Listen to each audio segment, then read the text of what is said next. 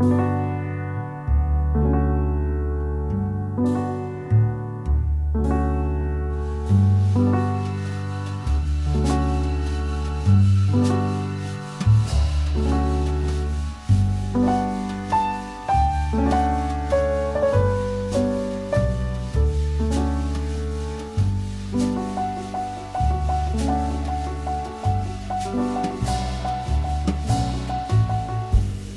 Jennifer Feeley. I translate literature from Chinese to English. Most recently, I've been translating a lot of works from Hong Kong. But when I started in literary translation, I came to it through poetry, specifically poets from mainland China, most of whom were women.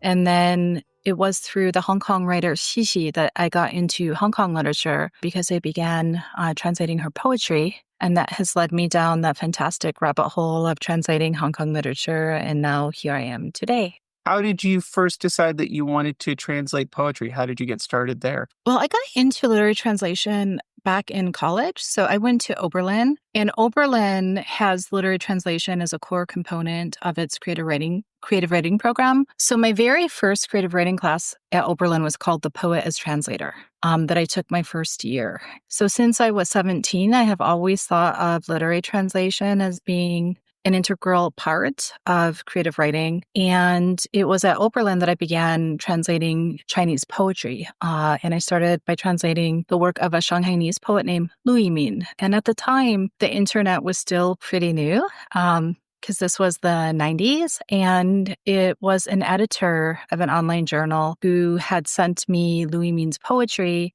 He was really nice, and he did photocopies of a lot of her poems and sent them to me. And so when I was doing an independent study in literary translation, I focused on her work, and then I just continued on translating it. So that's the beginning. I was jealous when I read that was part of how you started, the idea of having that as sort of one, sort of combined field in your creative writing education, because, it is to my eternal regret that in undergrad, I did study Spanish and I did study creative writing, but the two never met, right? Yeah. That's kind of usually how it goes in the US. Right. And I guess I should give more information that when I was an undergraduate, I was studying Mandarin Chinese as well. So in fact, my interests in Chinese literature and then in creative writing really intersected at the point of literary translation. And that's actually why I went to grad school. And, I was quite naive and I did not understand that going to grad school and getting a PhD in East Asian language and literatures would put me on a path where I should be focused on academic research and academic writing and less creative work. I thought, this is so great. I will learn more about the Chinese literary scene, and then I will be able to identify myself what works I may want to translate instead of depending on other people's recommendations. And I eventually did get to the place that I wanted to get. I just took a bit of a detour through academia, which has been very rewarding. But I really wanted to now focus more on translation just because, well, one is very fulfilling to me as a creative practice. But when I was teaching, and I taught, I think, for 6 years at the University of Iowa in the Asian and Slavic Languages and Literatures department. When I would teach my courses in Chinese literature, they were all in translation. And I was frustrated by how I was limited by what was available in English, because it's only a tiny, tiny fraction of the interesting work that has been written. And it doesn't really represent everything at all. And a lot of biases go into what is translated, and especially coming from academia, it might reflect academics' notion of what is the literary canon and focusing on, certain writers who are seen as major writers, and it doesn't necessarily reflect recent literary trends. So I felt frustrated that there were so many things I wanted to teach my students, but I couldn't because I needed them to be made available in English. Okay, there's so many interesting things in what you just said, and I want to follow up on several of them. So I hope I don't forget any of these threads. But I guess the narrower question maybe that I can start with is, can you further characterize what you see as the influence of academia and its, I don't know the word to say that doesn't like stack the deck too much, but its preferences maybe like how you see the effect of that on what is translated and how, Sinophone literature, translated literature generally is understood in the United States. Or maybe I shouldn't say translated literature, I should say untranslated literature, right? Mm. Okay, these are lots of broad questions, but I will try to grab onto a strand. Yeah. So I think when it comes to if we're thinking of works that are translated is what I'm going to go with first. There's a larger issue, which is that translation still largely falls through the cracks in academic settings. So if you're a faculty member, like when I was at Iowa, my literary translation work did not really count for much. And that might seem astounding because there's such a renowned MFA program in literary translation at Iowa, not to mention the Writers' Workshop, but that wasn't what counted for anything. And it's like this at a lot of universities. I think some changes are being made at some schools. So if you're an academic, there is no incentive to do translation unless you happen to be at a school that values it, or you just have a lot of free time, which, usually doesn't happen. So usually what happens is for academics who are doing translation, they might get roped into a project that like a senior scholar is heading and someone else is like maybe putting together an anthology and deciding, okay, these are the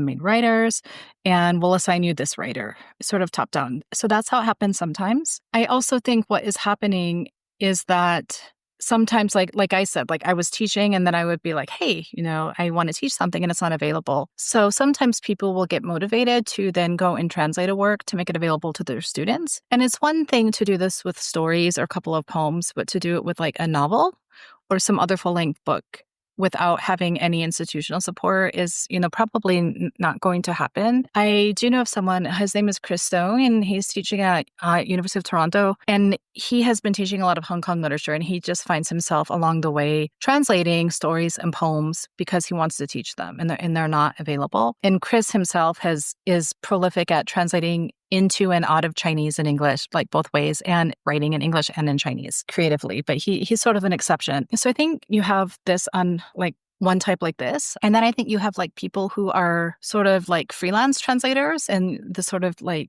ecosystem of Chinese literature. And how we decide what we're going to translate, again, there are so many factors that can go into it. Some things could be labors of love, or you find a writer or work you want to translate, and then you're pitching it to a publisher or to a literary agent. Other times, someone may come to you, like a literary agency or a publisher, and ask you to translate something. Maybe an agent is going to commission a translation sample from you, and then if you're lucky, you may be asked by the publisher to write the book. So like that's another part of, and I feel like the latter that I'm mentioning is how we tend to get more, I guess, one, more current texts translated and maybe more unconventional texts, if I can say that. Because I feel like I'm missing a lot of things of your question. Because then you're also talking about, okay, so what is not translated and everything, and in terms of like canon formation, what is taught. Which is a big question. I know it's huge. So, yeah. I mean, again, in my own experience and I'm always hesitant in making generalizations, but I do feel that, at least in modern Chinese literary studies, there have been efforts to, when people are, I don't want to say people deciding what should be the canon, because it's not like that, but like let's say Columbia University will put out an anthology of modern Chinese literature, and some people might just decide, let's teach from that anthology. It has excerpts of fiction and nonfiction and poetry. And then maybe there's a companion to that. And I just gave Columbia as an example. I mean, you could take a different press. You could take Harvard. You could take, any press. So some people will just go with what's in the anthologies. And if you look at who is in the anthologies, there's also the question, when does modern Chinese literature begin? But if we just start with the 20th century, at least in my experience, it's, a lot of men. There's a lot of focus on the mainland.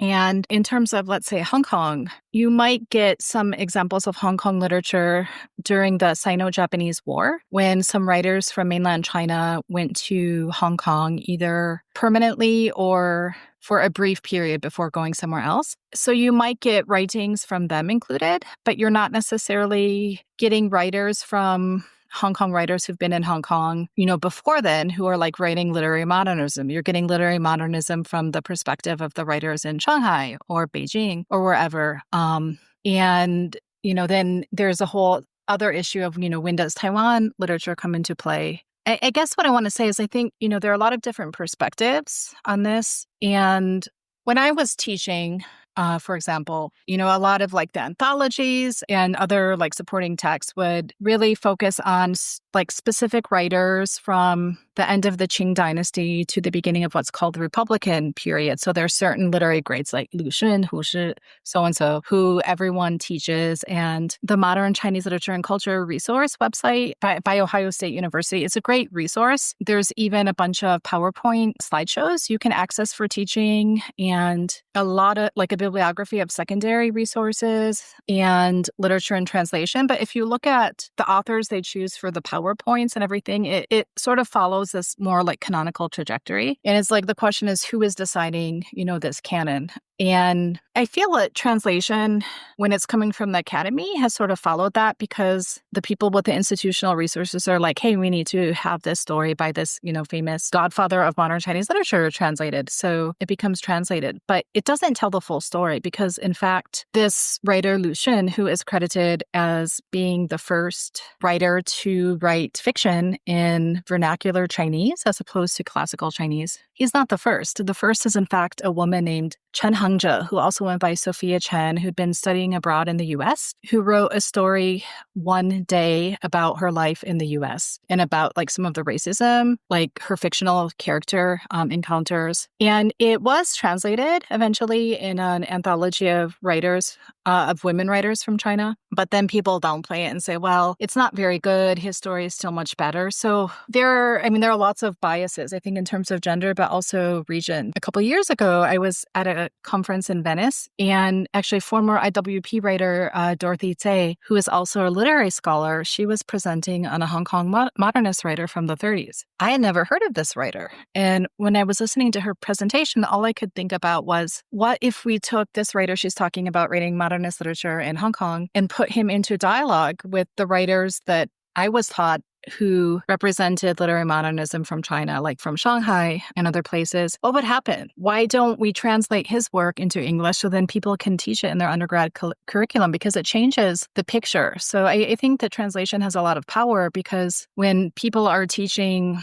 courses like Intro to Modern Chinese Literature, they have to go with what is available in translation. And certain writers, whether it's because of gender, because of where they're from, because of class, because they don't fit the agenda in terms of their writing style, they get omitted from the narrative. And I'm really interested in like bringing back these voices that have slipped through the cracks. I think that's, really interesting. So that was like an answer all over, because the question had so many threads, and I was just trying to pull like little ones. Yeah. In an attempt to narrow it down a little bit, now that you have a little bit more freedom, you're maybe not worried about the incentives of academia as much, and you're able to choose maybe with a little more freedom who you're working with and what you're working on. How do you select the things that you want to translate? And we could even narrow that further down to, just as an example, how you chose to work on Lau Yee-Wa's Tongueless. Sure. So I should say that with freedom comes a different set of issues, right? With freedom, you might be giving up stability. So when I made my entrance into literary translation, it was through poetry. But as I began to work more on my own, what I realized is, no surprise, that poetry does not pay the bills.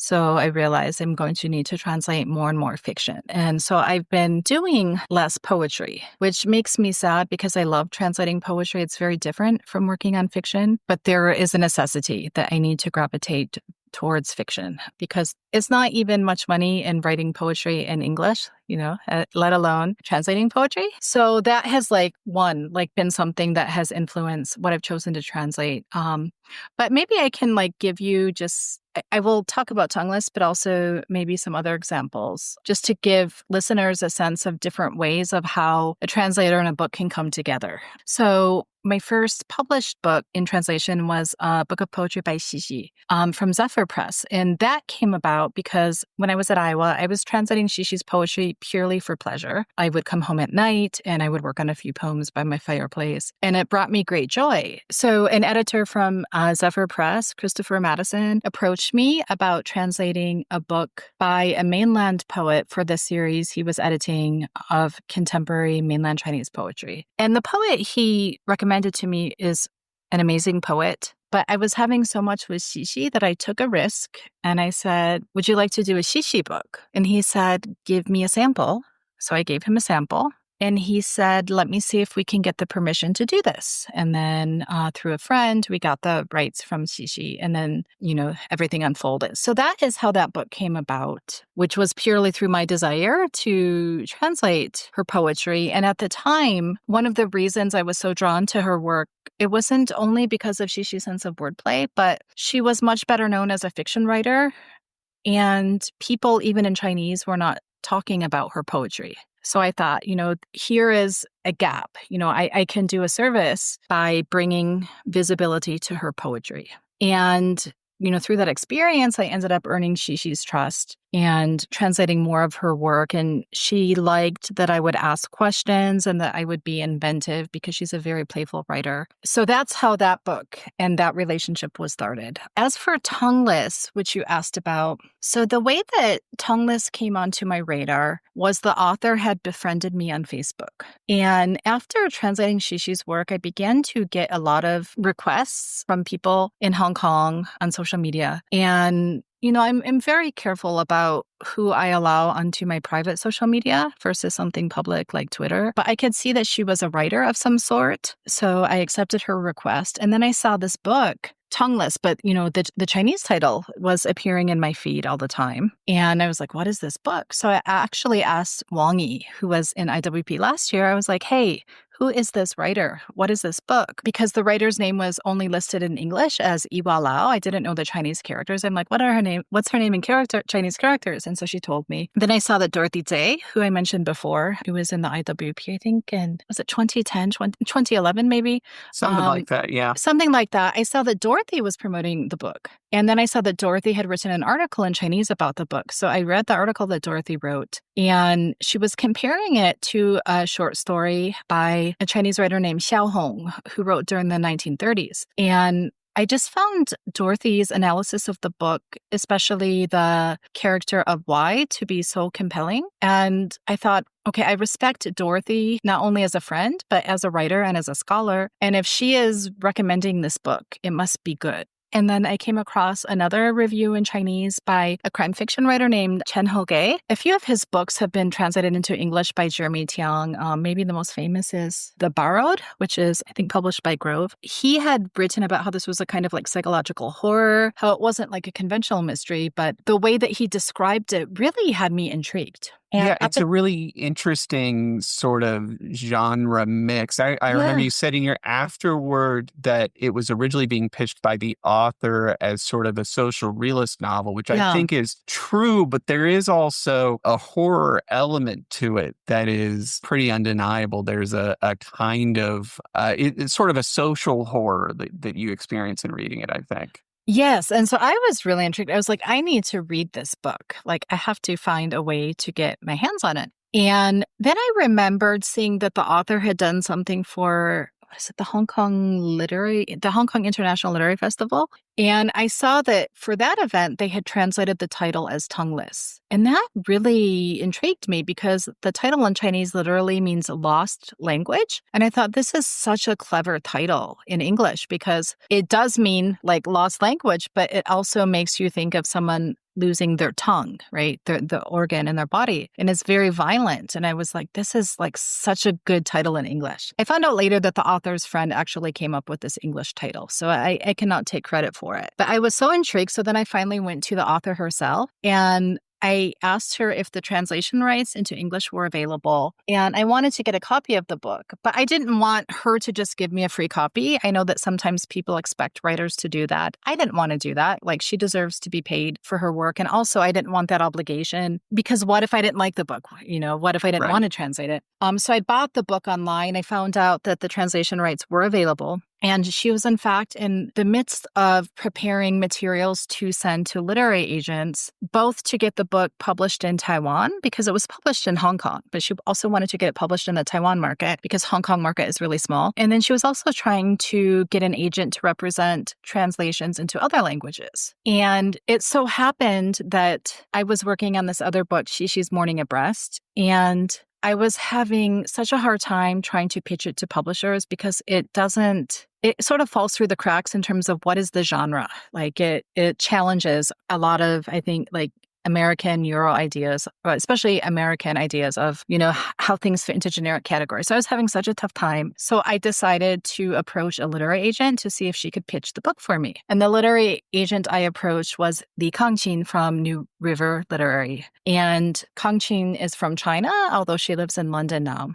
And I found out from Yee-Wa that she was planning on approaching the same agent for Tongueless. And so when I had my Zoom meeting with Kangqin about Mourning abreast, and she ended up signing on the book and representing it, we also talked about Tongueless, and she was like, "Oh, you're the translator Yee-Wa is mentioning," and she was very excited. So what happened then is Yee-Wa ended up signing a contract with New River to represent the foreign language rights and did the sample for New River. But the agent made it very clear to me. She said, "I will advocate for you, but I represent the author, not the translator." So ultimately, a publisher could decide to choose a different translator, which happens sometimes for lots of reasons. Yeah, can I pause you there and ask Mhm. a question within a question? Sure. Just because that detail is so interesting to me.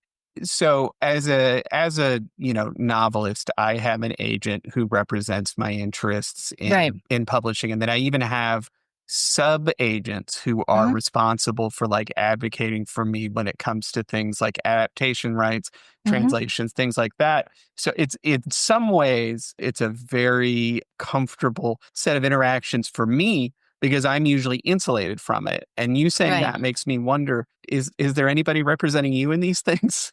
So I am not at the moment. I know that some translators now are seeking representation from agents, and there are a couple I know of who are working with agents. So I might look into that in the future. But traditionally, it has not been very common for literary translators to be represented by agents. But as I said, that is changing, and there are a few people who are now being represented. One who comes to mind is Anton Her, who translates from Korean, and he had a novel just come out, I think, last month, from Harper Via. We'll see what happens in the future, but as of right now, no. So it's a weird dynamic then, because as a translator, you have to advocate for yourself. But I've been very lucky with New River because the agent there, Li Kangqin, I have worked with her now on Tongueless, but she's also representing all of Xishi's oeuvre now. And she has been very supportive of me. And so I feel really lucky. Like, even though technically her job is to look after the authors, she also has done her best to advocate for me where she can. It's just legally she is not bound to advocate for me, but because I think she's such a generous person that she's really good to translators as much as she can be. So she was very honest with me and said, I will advocate for you for Tongueless, but there's no promises. So, as happens when one is getting a book published, I don't know how many. I'm not aware of how many publishers that she approached. Maybe Serpent's Tail is the first one who said yes. I don't know. So it ended up being purchased by Serpent's Tail in the UK. So Serpent's Tail is an imprint of Profile Books. And then later, Serpent's Tail sold the American rights to Feminist Press in the US. And they've all been really good to work with. And I was very lucky that when Serpent's Tail bought the book, they wanted to keep me on as translator. So it worked out really well because I would have been sad to lose this book. But no matter what, I wanted to see it made available in English. So if someone else would have ended up doing it, I would have been happy for the author, even though I might have been a little bit sad for myself, because I think this is a book that is very timely and needed in English. So that's how that book came about.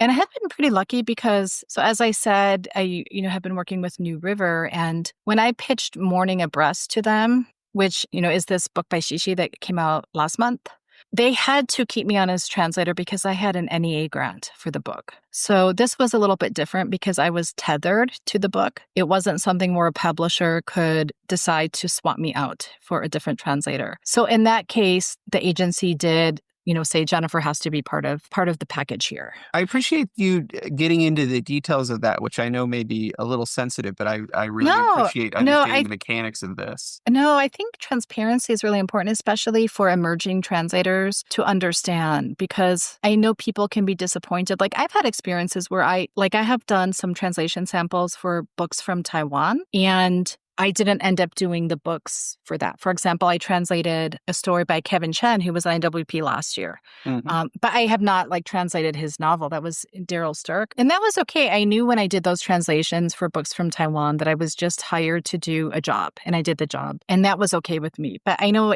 sometimes it can hurt if you're a translator who is really invested in the writer or the book and you're pitching it, and then the publisher buys it but doesn't want you. I realize that that can probably be very painful. But it's how the industry works. Now, of course, not all translation publications go through agents. So in that case, what happens is the translator becomes like an agent who's advocating to the publisher. This is why you should, publish this book. But that puts a lot of work on the translator because you're essentially performing unpaid labor. Yeah, at that point, you're serving as a sort of agent yourself. And that is a very specific line of work for which I can say I do not have the right temperament at all. Whenever I see them doing their work, it's always sort of like watching some sort of exotic animal. It's beautiful, but I can't imagine how they make the wings work or whatever. Right, it's a really special skill set, and also I think agents have access to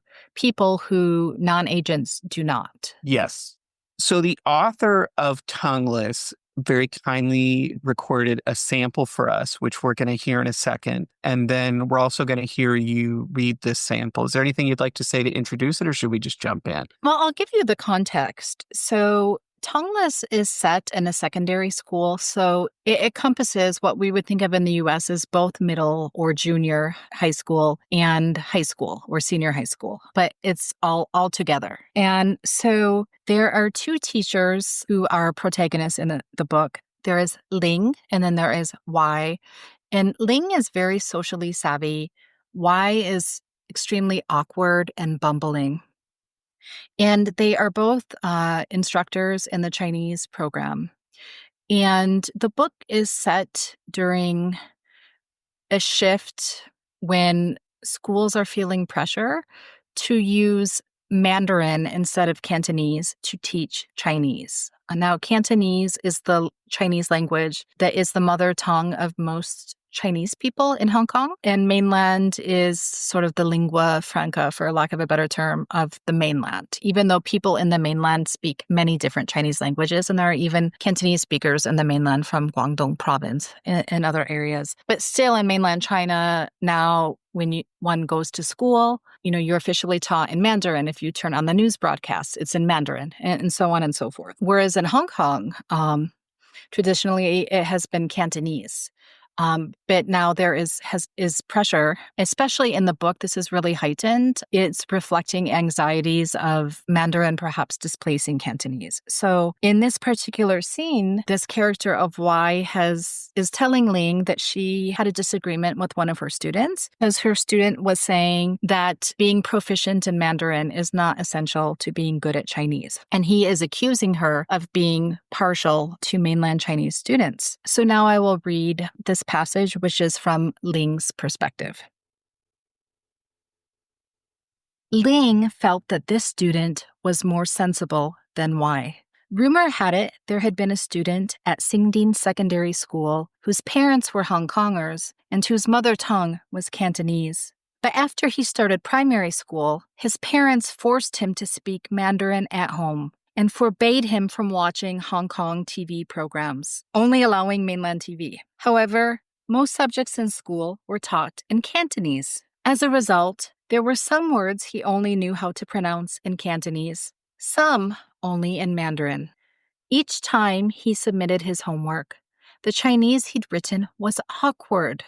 He couldn't differentiate between the vocabulary and grammar in the spoken and written languages. His grades in Chinese were much worse than those of his Cantonese-speaking classmates. Moreover, There were many everyday things he didn't know how to express in Cantonese. He referred to eggplant as aubergine and zucchini as courgette. Everyone thought he was weird and made fun of him behind his back. As a result, after 2 years, he couldn't take it anymore and switched schools. 這下令覺得學生比惠更合情理。聽說早前聖典中學有個學生父母是香港人，母語是廣東話，但升上小學後，父母就逼他在家裏一定要說普通話，不許看香港電視節目，只許看大陸電視台。但學校裏大部分科目都用廣東話教授，結果有些詞語他只懂用廣東話念，有些則只會說普通話。每次交來的功課寫出來的中文都很別扭，他分不清哪些是口語，哪些是書面語。中文成績比說廣東話的同學差很多，而且很多日常事物他不懂用廣東話表達。番茄念成西紅柿，薯仔念成土豆，大家都覺得他很奇怪，暗地裏取笑他，結果念了2年，那個同學就不堪壓力轉校了。Thank you for reading that. And I should also say thanks again to the author for providing the reading in the original language. I really want to strongly recommend this book to our listeners because the dynamics that you just described in terms of how Chinese is taught, how it is spoken, what kinds of Chinese, that's probably not the best way to say this, are spoken in what context and what that means, and the experience of the different languages spoken in Hong Kong. This book dramatized it for me in a way that was intensely educational, in a way like I still feel, as an English speaker who is not fluent in any of the languages at issue, I still feel a tentativeness that the listener can probably hear, and that there's some things about this that I don't feel that I fully understand, but I understand it so much better than I did before I read the book. And your translator's note was also hugely helpful in that regard. It's just a really interesting, intense dramatization of a really fraught experience and a complicated set of ideas. And I just really enjoyed reading it. Oh, I'm glad you did. If I were to summarize what I took to be one of the main themes of this book in the more abstract, I see it as being very much about the experience of accommodating oneself to power. And in this case, there's cultural power, there's financial power, but there is fairly explicit conversation, especially between the protagonist and her mother, who is has spent her whole life trying to teach the main character about how to survive under circumstances where you are not in control of what is considered important, where you're not going to get to set the terms ethically,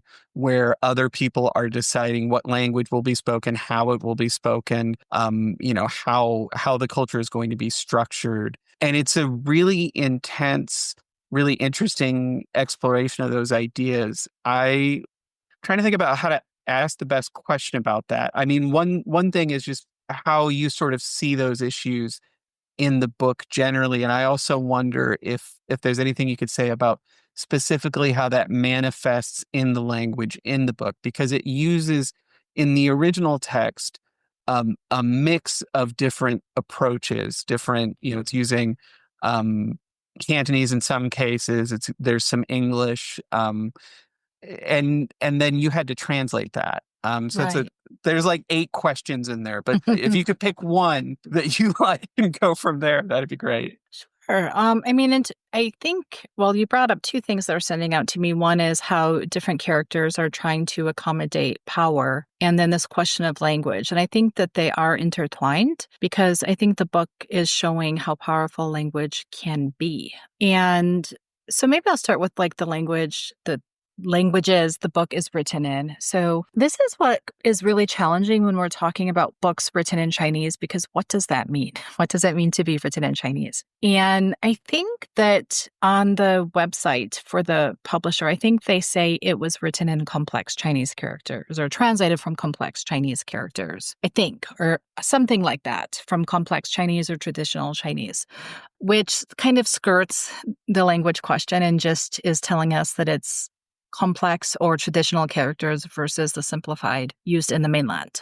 But in terms of, types of Chinese, so most literary works written not only in Hong Kong, but Taiwan, the mainland, and other parts of the Sinophone world are in what is called Standard Written Chinese. And Standard Written Chinese is a written language that was codified in the early 20th century, and it's largely based on Mandarin, but that doesn't mean that people who are speaking Mandarin conversationally are going to speak it the same way that it's written, right? There still might be a bit of a gap, but there's an even larger gap between Standard Written Chinese and, say, Cantonese, the Chinese language that is primarily spoken in Hong Kong. So what I mean by this is that Cantonese has its own lexicon, it has its own grammar, and it even has some Chinese characters that do not exist for other Chinese languages. But generally, people don't write in Cantonese. They might write in Cantonese, sending text messages to their friends or on their social media, or you might see it in graphic novels, comics, that type of thing, but you would not necessarily see it in the newspaper, and you wouldn't expect to see it when you open up a book to read. Now, there are exceptions to this, and, there is a small group of writers in Hong Kong who are actually writing everything fully in Cantonese. But this is the exception, not the norm. What this means is that most people who are writing in Chinese in Hong Kong, their work can easily be read by readers throughout the Sinophone world. Sometimes, there might be different lexical choices, but it's largely comprehensible. That's why you don't necessarily have to know Cantonese to read Hong Kong literature that has been written in Chinese, because it's based on, it's written in Standard Written Chinese, which is largely based on Mandarin. What this book does is most of it is written in Standard Written Chinese, but the dialogue is not. So the dialogue is either in very bad Mandarin, which is spoken by the character of Y. And to get back to your question about how people are accommodating power, Y thinks that if she can become fluent in Mandarin and pass this Mandarin proficiency exam, she will have job security because she is a contract teacher, which means every year she has to renew her contract. So her job is not stable. And because she can sense the pressure of needing to be proficient in Mandarin to keep her job, she refuses to speak Cantonese at school, except when she's teaching her students. So in the teacher's lounge, everyone else is speaking Cantonese, but she's speaking Mandarin, and she's terrible at it. She speaks incorrect tones. She uses the wrong words. People laugh at her. They can't understand her, and they're like, please just speak in Cantonese, but she's very stubborn and doubles down and says no. So the author represents this by writing in Chinese that sometimes, I would have to ask her what she meant, because she is trying to represent, the fact that this character is speaking in poor Mandarin, but so she's using a different character than what should be there and a lot of dashes. But sometimes I didn't know what word she was trying to get at. So I'd be like, what are you trying to say? Because I didn't know, because it's total nonsense. And then once she told me, I would figure out, well, okay, how can I do this in English? And my solution in English was, I have her stuttering a lot, just like she is in Chinese, but then maybe using the wrong word or the wrong syllable. But I want readers to still be able to understand what she ultimately means. So instead of hard work, we have hard lurk, which is even hard to pronounce. It's a mouthful. So that's the Mandarin. And then the Cantonese in the book is the dialogue among the teachers in the teacher's lounge, or when they have lunches, or between Ling and her mother. And I really wanted to approach this as Cantonese being kind of like the default language, because it is for these characters. It's the language they're most comfortable speaking. And I didn't want to make it come across as exotic or different in the translation, because in fact, it is the normal speaking language of these people. So instead, my aim was, when they're speaking Cantonese, to have it be more colloquial and natural, and then have the Mandarin be what was marked as being weird. There are two exceptions to this, because well, I guess one exception to this, because there is a shadow character who is a sex worker from the mainland, and her Cantonese is as terrible as Y's Mandarin. So when she's speaking Cantonese, it's just as confusing as Y speaking Mandarin. But when she speaks Mandarin, it's very fluent in the way that the Cantonese is fluent among the other teachers when they are speaking. And then, as you said, there's also some English in the book. And the English is primarily present in the original when Ling and or her mother are talking to their tenants from Nepal and India. Or there is a scene with a former British principal from the UK. And there's a scene when Ling is recalling when she was a child and her mother was working as a hawker, selling, knockoff handbags and other goods to foreigners. All of that English I kept, in my translation. I don't know that English readers will necessarily know this was originally in English, but I didn't touch it except in one case when there was a typo. I think it was the word clutch, like a clutch purse. The author had written crutch. And I clarified with her, like, do you want that to intentionally be wrong? She was like, no, that's a typo. So we changed it to clutch. But otherwise, I left it as it was because I felt like, she's representing, the kind of English that is being, spoken in Hong Kong. Who am I to go and change that? But then getting back to your question about how these characters are trying to accommodate power. So as I said, for why it's, she's trying to gain a command of Mandarin, but it's like putting water through a colander or a sieve, right? It's slipping through. She isn't going to grasp it. And we know from the first or second page of the book that this has very tragic consequences for her. Whereas for Ling, for most of the book, instead of trying to she uses a different kind of language to try to accommodate power. And for her, it's the language of name brands. So luxury brands luxury brands are like the language that she's fluent in. And I think there's even one point in the book where she says something about how name brands or luxury brands, something like that, are like the language that's spoken, in the school or among the teachers' lounge. So she has this, very different approach. And so the question becomes, will her approach to accommodating power result in something less tragic than what happens to Y, or is she going to follow in her footsteps?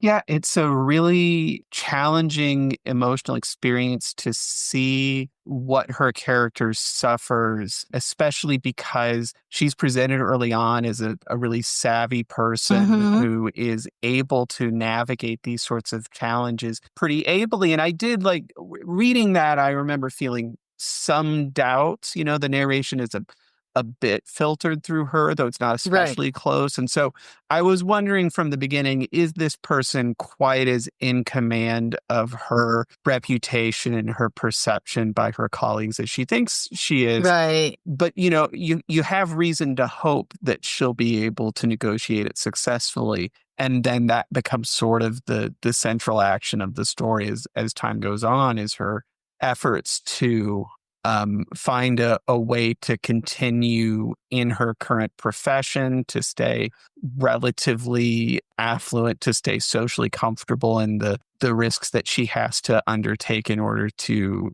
pursue that goal. Right. There was if you don't mind, actually, I'd like to read myself one thing that I really enjoyed as an illustration of an example of this, an illustration of an example. You know what I mean? So this is from, I think, about midway through the book. It's a discussion of her learning Mandarin, and she has a teacher who is not especially kind. Right. And so she's reflecting on the experience of receiving that tutelage. And it says, it reminded her of the discomfort she had felt when she had braces back in secondary school. Braces were external objects, but you had to keep them in your mouth at all times. Now it was as though her whole body were covered in braces, and she couldn't move.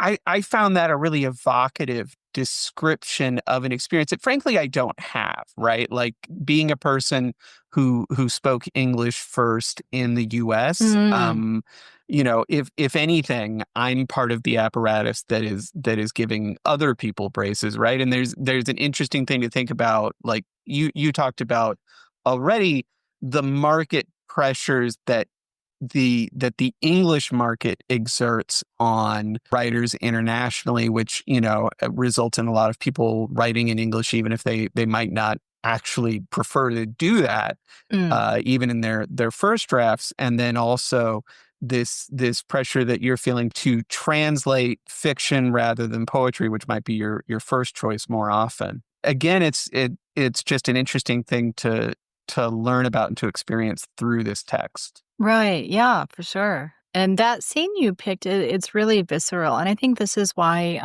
when I was, translating Y's speech when she's speaking her very clumsy Mandarin, sometimes I wanted it to be very hard to speak out loud. Like, for example, that horde lurk, it's really hard to say. It's uncomfortable, but I wanted that oppressive feeling. Like, it's really like the sounds are all garbled. It's hard to articulate sometimes these sounds to reflect the pressure that she is feeling. And how the example you gave is from Ling, and Ling is feeling a similar pressure when she tries to speak Mandarin as well. But I really wanted it to be uncomfortable. So that's why sometimes, when you're reading the dialogue of either Y or Ling later, when we do see her speaking in Mandarin, or the sex worker speaking in Cantonese, I did want readers to be like stumbling over these words. Like, it's not going to be seamless, because when you read it in Chinese, it's the same way. You're stopping and you do feel like that, like you said about like this feeling of like the braces, and then your tongue is trying to move and it's getting stuck. Yeah, it's a really interesting challenge because, I think superficially a person would think that the translator's role in this sort of in this transaction is to reduce the tension as much as possible that the reader is feeling, like to make us sort of unaware of the language, right? But in this case in particular, actually, the fact that it needs to be translated into one language for the convenience of your English readers means that you actually kind of have to find opportunities to introduce problems and tensions and difficulties to get at some of what was happening in the original text that is not going to make it through the translation easily. Yes, exactly.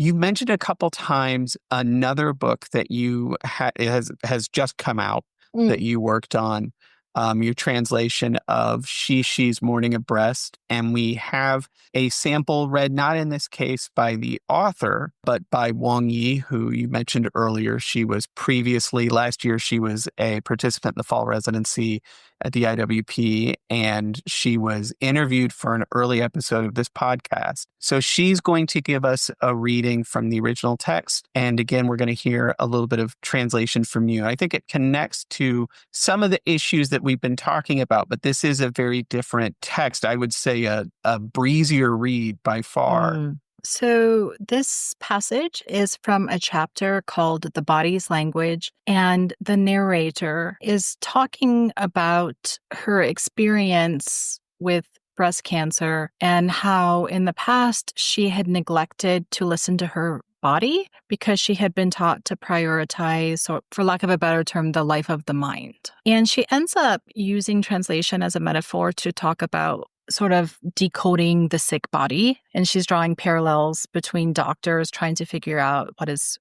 trying to diagnose a patient versus, people translating a literary text. So I'm going to read a passage from this that gives the author and the narrator's viewpoint about translation.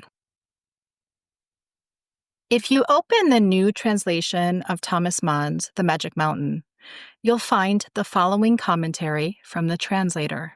Quote, I have compared the English and Japanese translations of the book and discovered quite a few problems with the translations, especially the English version, where mistranslations and omissions are common. End quote. Indeed, in recent years, many people have pointed out that a number of translations are riddled with mistranslations, misinterpretations, omissions, and adaptations. There are unintentional misunderstandings, as well as deliberate simplifications that go so far as to rewrite the text. It seems that if we want to better understand the original work, we need to seek out multiple translations for comparison, or hope that someone else will retranslate the text, or simply learn more foreign languages. 打開托馬斯曼的新中譯魔山，譯者這麼說。我曾對照了該書的英譯本和日譯本，發覺譯文中存在不少問題，特別是英譯本，誤譯及漏譯之處屢見不鮮。近年來，許多人的確指出不少譯本充滿了錯譯、誤譯、漏譯和改譯，既有無意的誤解，也有刻意的簡化以致改寫。看來要了解多一點原作，只好找更多的譯本對照，希望有人能重譯，或者乾脆自己學多些外語。But don't assume that I am searching for the ultimate, perfect translation. I am not. There's never a fixed and eternal absolute spirit in books. Translations are interpretations, and the same text holds the possibility of multiple interpretations. Each interpreter can thus proclaim, Madame Bovary is me, and no one will object that there are too many Madame Bovarys. When it comes to translators of the body's language, of course the experts are biologists and doctors, who might seem to be more scientific and objective. From the perspective of the development of humanity as a whole, however, due to disparate experiences, customs, and other factors, there are conflicting interpretations. We've benefited from misreadings and retranslations for a long time. Dare I say that it is impossible to have a single, absolute translation, whether now or in the future. 但別以為我在尋找一個最終完美的譯本，不是的。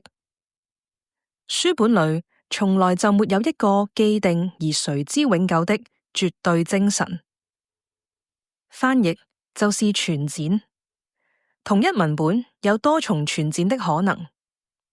每一個傳展者都可以說，包法利夫人就是我。包法利夫人並不嫌多。至於皮囊語言的譯家，自然是以生物學家、醫生為專業，也許就因此顯得科學些、客觀些吧。可是從整個人類的發展來看，則也是由於經驗和風尚等等不同，而有了奇異的識讀。我們是在長期不斷的誤讀和重譯裡獲益。我是否可以說，現在或者將來也不可能有唯一、絕對的譯本呢？ I'm curious, when you were reading the book and when you're working through the first pass of your translation, is it I imagine it can feel almost cathartic to come across that sort of description of the work that you're doing and the discussion of it and the connection of that with her experience. I'm just curious what that was like for you reading that and working on that portion. Sure. So with this book, Mourning at Breast, just to give listeners a bit of context, I guess it's billed as a semi-autobiographical novel about the author's own experience with breast cancer. But the narrator is in fact fictional, although she has many parallels to Shishi. So you have fiction and nonfiction interwoven in the same text. And there are 30 chapters in a preface, and Shishi encourages readers to read the book out of order, to read it in whatever sequence you want, to skip around. It's kind of like Cortázar's Hopscotch, or to just read certain passages and not the whole thing. And some of the chapters even have callouts at the end, which will say, oh, if this was really boring and you want something more interesting, skip to this chapter. Or if you're a man and only interested in things that affect your gender, skip to this chapter. Or if you want more short little vignettes like this, go to this chapter, and so on and so forth. So the point is, when I was translating this book, I wasn't translating it in order. So the body's language was one of the first chapters I translated, because what happened is I decided to apply for the National Endowment for the Arts Literary Translation Grant to translate this book, because I knew that I could not translate the whole book on my own just for free and then try to pitch it to a publisher, because it's a long book. It's a really, really difficult book.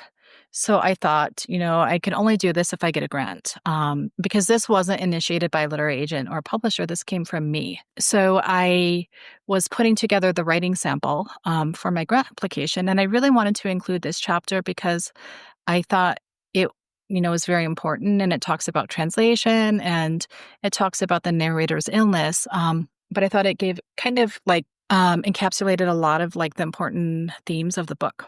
So I translated the preface, and then I translated, I think, the first chapter of the book. I don't know if I translated the second chapter as well. And then I did this one. So it was really, really on in the process. And it's very comforting, to have the author of the work you're translating say in print that she doesn't think that there is like one definitive translation of any work, because it makes you feel, okay, like there can be multiple interpretations and she's not expecting like one perfect exact translation. So it was actually quite liberating and encouraging to come across that. And she talks about translation throughout the book because her narrator, like Shishi herself, was a literary translator. And there's another chapter, it's in the chapter, I think it's the chapter The Doctor Says, where she's comparing various versions of Madame Bovary. And she's looking at how like the typeface is translated, as well as like the punctuation that marks the dialogue. And that was really instructive for me, because when she writes dialogue, like in her work, not just this book, but in other works like stories and other novels, she doesn't necessarily use quotation marks. Sometimes she uses nothing to mark it. Sometimes she does use some kind of punctuation to like flag that it's dialogue, but not always. And when I started translating her fiction, I would add quotation marks into my translation of the dialogue to make it easier for readers. But then I came across that passage in The Doctor Says, where she's talking about how Flaubert had specific reasons for marking the dialogue the way that he did. And she is critiquing other translations of Madame Bovary for not following, like not adhering to the way that Flaubert marks the dialogue. So then I was like, oh no, I shouldn't do this, because if she wanted the dialogue to be in quotation marks, she could have done that. There was a way to do it in Chinese, and she didn't. So I made it a point when I translated this book, and I told my editors, I'm like, I know sometimes it's really hard to know when there's dialogue because she doesn't mark it, but I feel like she's already told you like her sort of manifesto on this in the book. So I feel like we need to abide by it. And then I was like, oh no, I regret putting quotation marks in my translations of stories I did before this, because I was like, oh no. So it's really instructive to me, because through this book, I learned a lot about like her attitude, toward translation. That is so fascinating. I love the idea of sort of negotiating how the translation of the book will work with the book itself, Mm-hmm. and having the ability to have that conversation, which of course, like right. most books will on some level give you some guidance like that, but most of them are not going to be nearly so explicit. I wish you could, there's no way to do this, but we're doing it now metatextually after the fact. I would love if I could see in the book the moment where you delete the quotation marks that you've put in there, if they could just disappear in that moment. Right. So, where you see quotation marks in the book are where she has the Chinese equivalent, I think, for the most part. And and it's really interesting in this book because she cites a lot of things, a lot of texts, and she doesn't. Well, let me rephrase this. She alludes to lots of texts. Sometimes she quotes from them, but she doesn't actually give you the citations, like in any sort of footnote or endnote. And she doesn't always put things in quotation marks. So sometimes I'm not sure, is this she paraphrasing, this other writer or scholar, or is this the actual quote? It was really a challenge working on this because she doesn't leave a paper trail of what she was doing. So if we could back up for a second, you've alluded to this a little bit, but I think that this is interesting, and it helps to give a sense of sort of the service that you're providing in translating this book. Can you give our listeners a sense of Shishi's place in Hong Kong literature and Chinese literature generally? Sure. So I think, so Shishi is probably one of Hong Kong's most celebrated and beloved writers. She was actually born in the mainland in Shanghai in 1937, and then she migrated to Hong Kong in 1950, due really to family circumstances because her father had lost his job after the conclusion of the Chinese Civil War. So he went to Hong Kong to look for work, and then he got a job and moved the whole family there. So she's considered one of like the first generation of writers to have grown up in Hong Kong. And her book, My City, which I think was published in the 70s, is really considered like the first book to describe Hong Kong from the viewpoint of its ordinary citizens. And so that sort of put Xixi on the map as a writer who was championing the sort of everyday person, or the underdog. And I think that she was so beloved in Hong Kong because her style is very playful and unassuming. And she pays attention to, like, her work pays attention to people and places and things that are often, overlooked. And I think that endeared her to a lot of people. She also was really popular in Taiwan.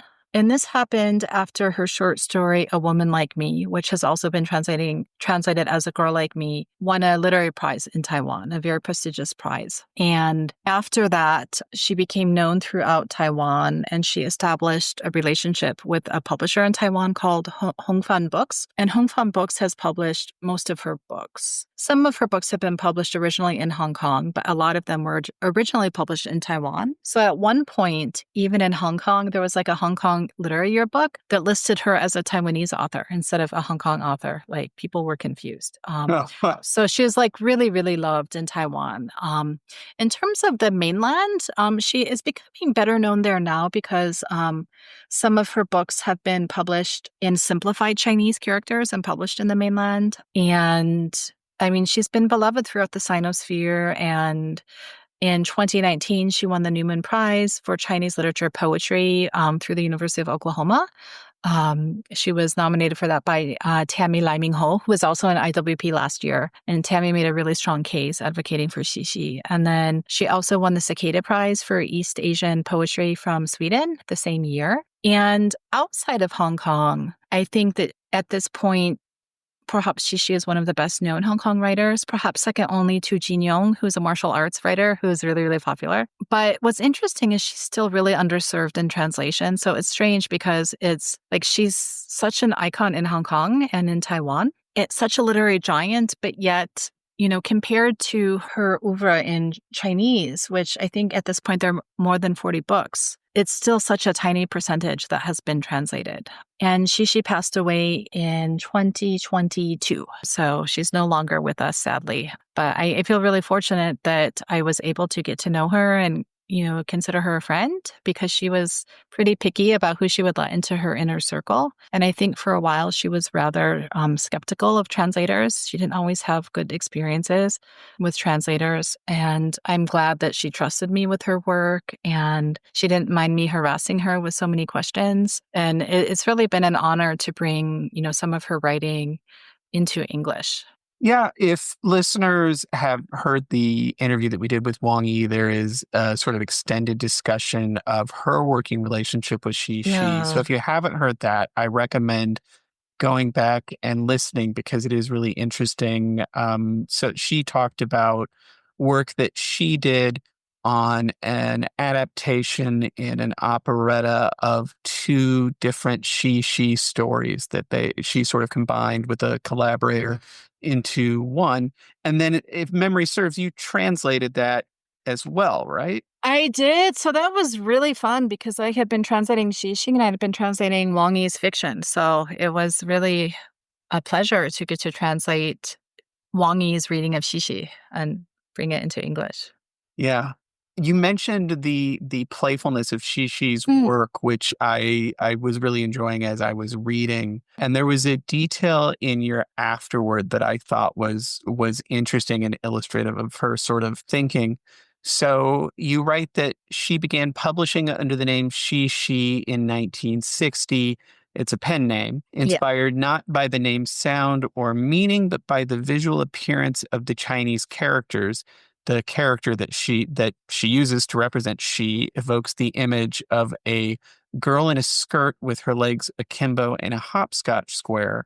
Mm-hmm. And the using it twice suggests the movement of skipping from one square to another. Yes. That is me quoting you, basically. Yes. I thought that was such a fun detail. I know. And it tells you a lot about Shishi, the person, and her writing, just knowing her pen name. Like you learn a lot about her. Did you get to, is there a sense of playfulness in the translation as well? Did you get to experience that, or do you have to kind of put on your serious face You mean in and just try and translating, transmit it?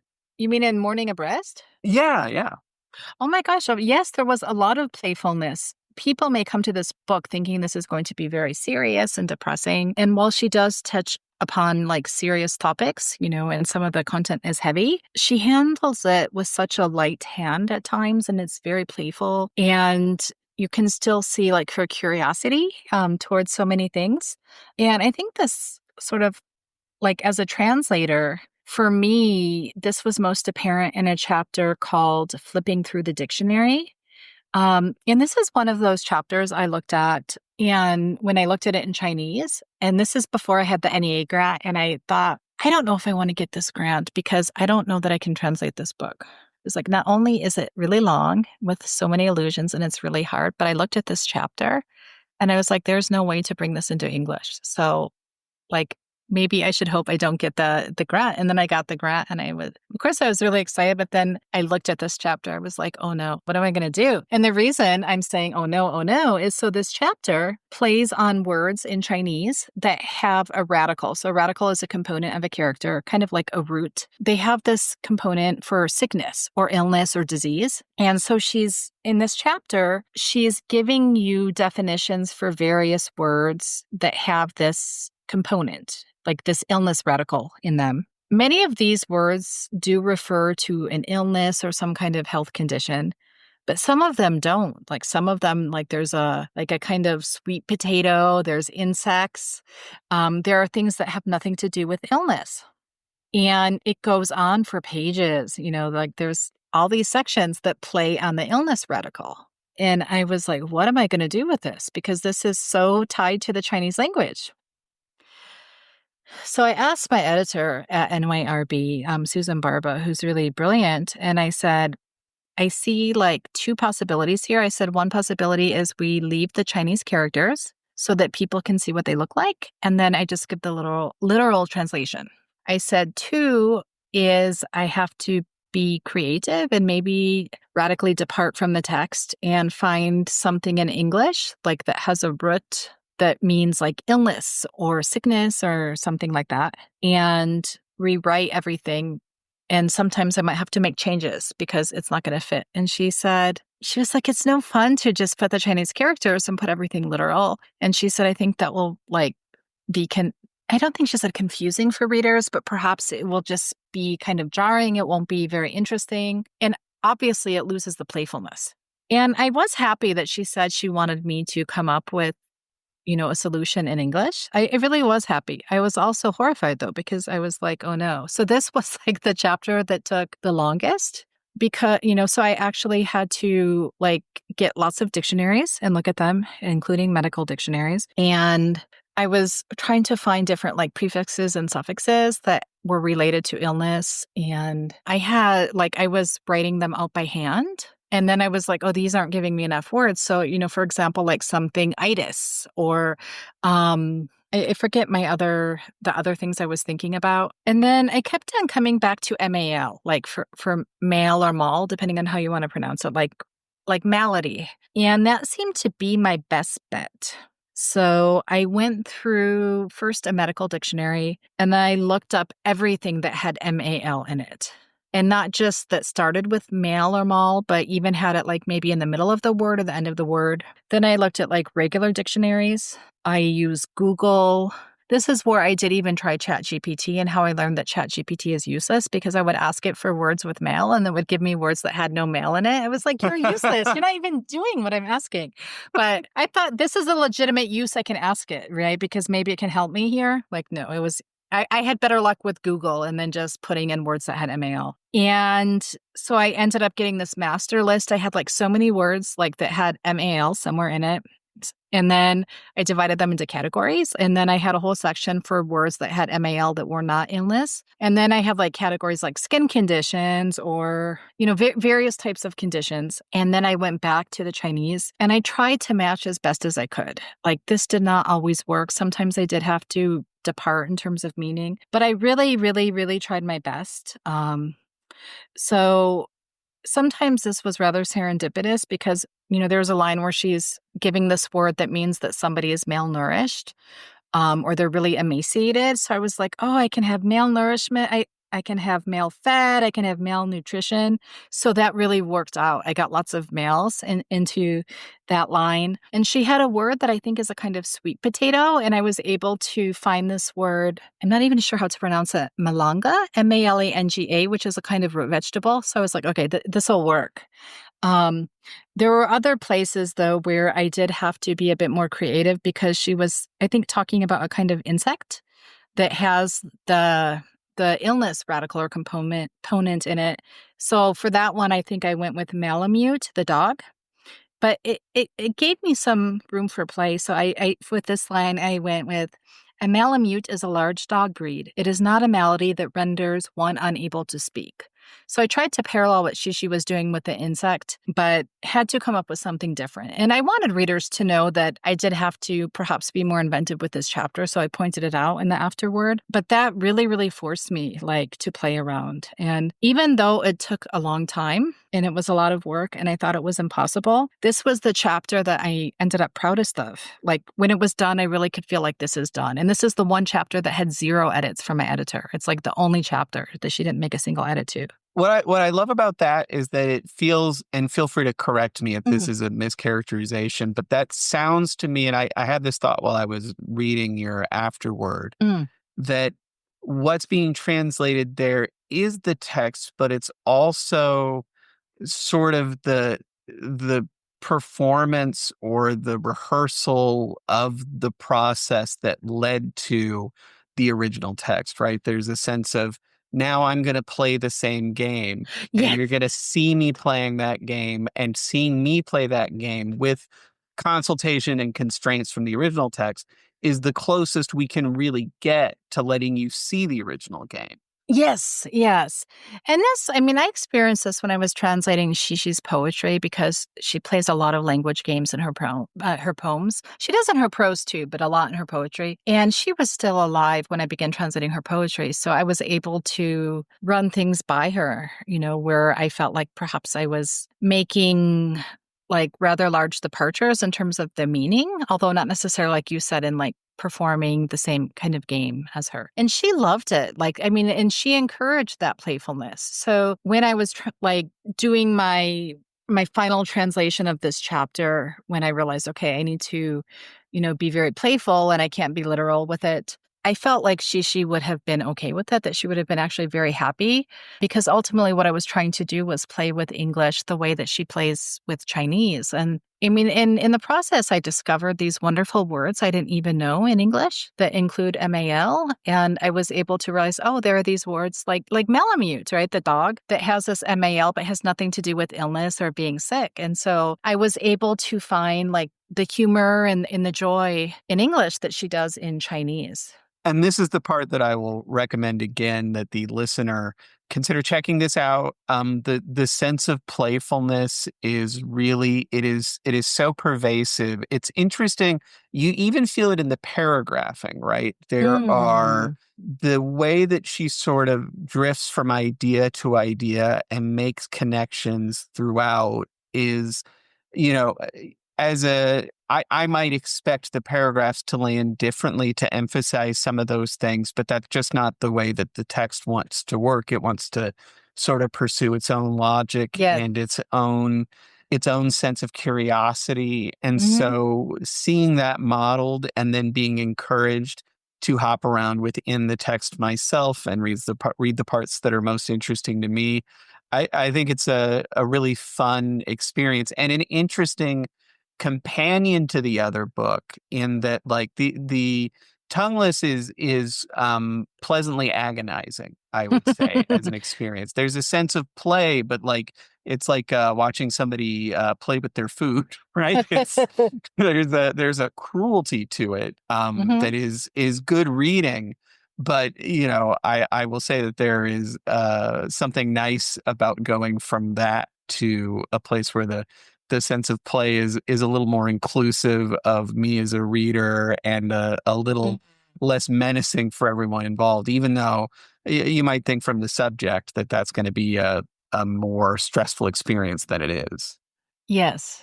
And I think there really is that sense of play, and the text can seem meandering and stream of conscious. And part of that is that's Xixi style, but that's also a characteristic, I would say, of like traditional Chinese prose, which might be something that is less common in English language writing. But especially Xixi, her breadth of knowledge was staggering, and the way that she connects things is very unexpected. So you really never know where she's going to take you.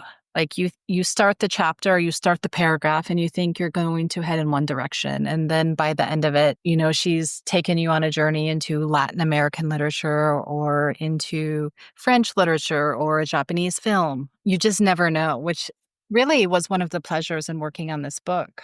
Yeah, I enjoyed her suggestion that one might solve some of the problems of translation by simply learning more languages. I know. Like, oh, sure, I'll just add a couple to my extensive list.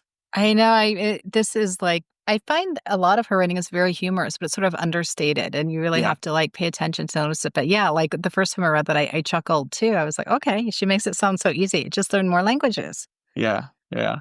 I mean, in fair, if she could do French, I suppose I should be able to add one or two more. So I could go on asking you about these books and about your career for a long time. This has all been really interesting to me, but I want to be aware of your time and of our listeners' time. So I want to ask you one or two concluding questions.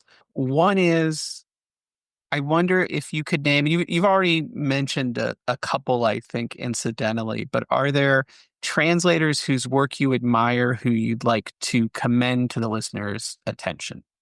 You mean specifically from Chinese or in general? Anywhere. There are too many, so now I feel nervous because I don't want to. Would you like to narrow it to Chinese so that we are to have the safety of that constraint? We can narrow to Chinese, but even narrowing to Chinese, I'm going to apologize to listeners that I cannot name every like great translator whose work I admire. Of course. So like that's my caveat, because there are a lot. Actually, what I'm really interested in are the translators who are bringing these works into languages not English, because I think that so much focus is still on English, and it makes me really excited. Like, for example, the German translator of My City, I'm going to apologize for butchering her name because I don't speak German. So her first name is Karin. So maybe it's Corinne Betz. She just won a huge literary translation prize in Germany for her German translation of Xixi's My City. And that made me really excited because I don't know if Xixi had been, well, certainly like in terms of books, I don't think we had any of her books published in Europe before. I know that there had been some short stories or poems, but it was published by a major German press. And then for her translator to win this huge prize gives me hope that, whether it's My City or other works by Xixi will be brought into other languages in Europe. Like, that makes me super, super excited. And I want to shout out like people who are translating into these other languages. There's a translator I really admire named Anna Gustafsson Chen, who translates into Swedish from Chinese. She has been incredibly prolific, and I admire it because she's like translating works from everywhere in the Sinosphere. And there are even more, translating into other languages, but these are like two really standouts for me. But in terms of English, what I'm excited about is we are getting more heritage translators and more like Sino-diaspora translators. And why I think that is important is, of course, that somebody's DNA does not make them inherently a better translator. Of course not. But I think what has happened is that there has been a lot of whitewashing in literary translation from Chinese into English. And like for Hong Kong literature, a lot of the pioneers in bringing Hong Kong literature into English have been Hong Kong Chinese people. But I think their efforts sometimes don't get noticed. And it tends to be white and male translators who get a lot more attention. and then therefore like have more power because they get access to more resources. They're getting published by like larger presses. And it makes me excited to see things changing to become more inclusive. So there's a translator who he also is an IWP alum, Jeremy Tiang, who's a Singaporean writer. And I don't even know how many books that Jeremy has translated from Chinese at this point. I can't keep It feels count. like 8 came out this year. Yeah, like I really he is like astounding. I don't know how he sleeps because he also writes a lot in English. He's written plays in English, a novel, short story collection, and he's translating stuff from Hong Kong, Taiwan, mainland China, Singapore, Malaysia, and all genres. Like he to me is like he's so amazing, and I am just in awe of him and utterly confused at how he manages it. Like and is alive and healthy. Like I don't know. But I'm also like really excited about emerging translators. I had the pleasure of working with Mei Huang when I was one of the mentors for the ALTA, which is American Literary Translators Association, their mentorship program. And so Mei was the mentee for translating Hong Kong poetry. And her book just came out last year from Zephyr Press, poetry by Derek Chung called A Chatan Tongue That Does Not Exist. And she's so creative, and like the choices that she makes and the sensitivity that she has to the poetry and to Cantonese in her connection to Hong Kong as being someone who is, both from Hong Kong and Taiwan. It just results in these really gorgeous, like very, very sensitive translations that have stuck with me. But oh my gosh, there are so many. Now I feel like the pressure because there are so many really, really good translators. And I want to say about like Shishi, there is no way I could ever translate all of her work into English. I mean, some of it was translated already like in the 80s and 90s. It seems like there was a period of time where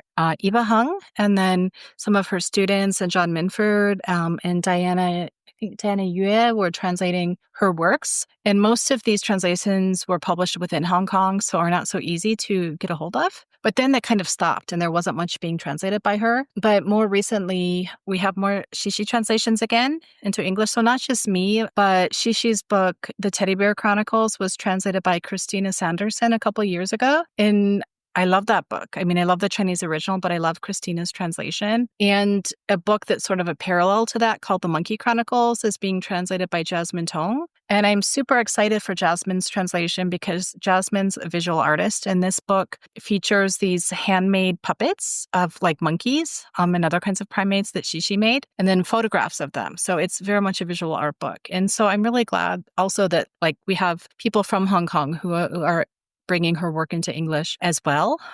Natasha Bruce is the translator of Dorothy Tse and of many other writers as well. And her translations always blow me away. I don't know if you've read Owlish, but it's really good. I mean, even what she had to do figuring out the title, because Dorothy's work is very challenging, because Dorothy's also very playful. But Natasha has been amazing at what she's been able to do, bringing Dorothy's games, into English. Yeah, it's on my list.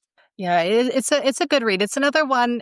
I think it's a good companion read to Tongueless because it also sort of has like this dystopian vision of Hong Kong. And I've seen like before, like on Instagram, people talking about reading them together, or people had read Owlish first because it came out, was it last year, the year before? And now they're reading Tongueless. I'm sure we're going to see people like writing about them and, comparison to each other later. But there are just so many translators. Now I'm like feeling bad because I really can't think of them all. But what I'm really, I guess, going back to is I'm most excited for emerging translators because I find that you get a lot of enthusiasm from emerging translators. And sometimes they're being drawn to works that the rest of us aren't, especially because like for me, like right now I'm so focused, I'm in my Shishi, my Shishi focused space, and, Shishi adjacent. And I have, established relationships with writers like Wang Yi and, now Lau Yee-Wa. So at some point perhaps you're translating the same writers over and over because you have established relationships with them. And so I think what can happen is when you have somebody who is new to the scene, they might be looking at different texts, different writers, different genres. And that's super exciting to me.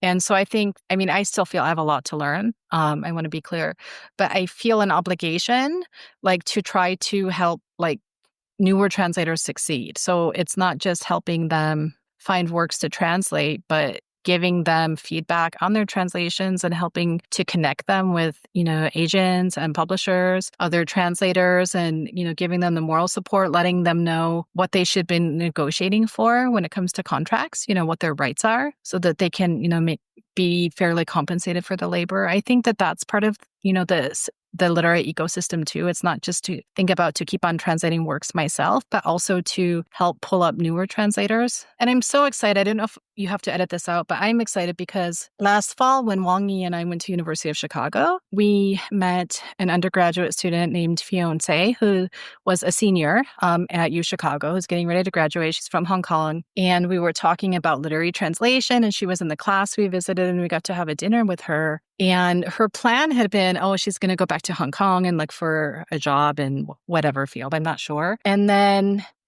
I was so excited when she wrote to me last spring. She got into the literary translation program, MFA program at Iowa, and we'll be starting there in the fall. Oh, wow. And I was like, Wang Yi and I converted you. Yes. She was like, talking to you guys made me realize. And I mean, I think she probably already had this in mind, and she already is like incredibly talented and smart. But that made me so happy that, just to see more people being interested in this. And I think that we really do have a responsibility to support them and to help them and to make sure we make room for them, and bring them to the table, like newer translators. So I don't know. I went all over answering your question because it was making me think of a lot of things. Say the World, an international writing podcast, is a production of the International Writing Program at the University of Iowa. IWP programming is primarily funded by the University of Iowa, with additional funding provided by organizations as well as donors like you. If you'd like to donate to the IWP, go to bit.ly/IWP-support. Links to further information and additional credits for this episode are in the show notes.